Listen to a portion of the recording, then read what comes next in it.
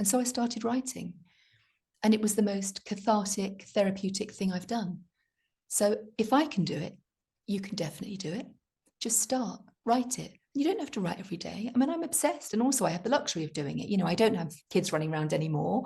I don't have, you know, I'm not needed so much in my husband's career. I can actually just sit and do it. So I'm aware I'm in a very fortunate position. But just write it down. You don't have to be the next J.K. Rowling. You don't have to be the next Jodie Peacock. You need to be the first you.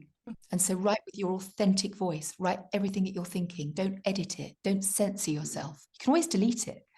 You know, it doesn't have to make it to print for the world to see or when they make the movie of it. Don't worry about that. Just write it down.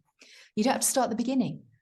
Start with something that's important to you, a smell, a sense, a sight, a feeling, anything. Write a paragraph, and just like crochet, before you know it, it will grow. If it's my crochet, it'll grow into something you do not want, but that's another story, Jess. Just write it down, just start. Pen and paper, pencil and pad, in your head, on a laptop, on a tablet, on your phone, notes, anything. You don't need a fancy computer or word presser. You don't need any of that. You just need to get it from your head out, down somewhere, and let it crystallize. And walk away from it, think about it, but start the process. Like anything, the more you do, the better you get at it. And I'm still learning. Every day I'm learning my craft. And that's the glorious thing about writing. You never stop learning. And you mentioned there that you've spent a few hours this morning writing. Does that say you're writing more books? You have more books in you?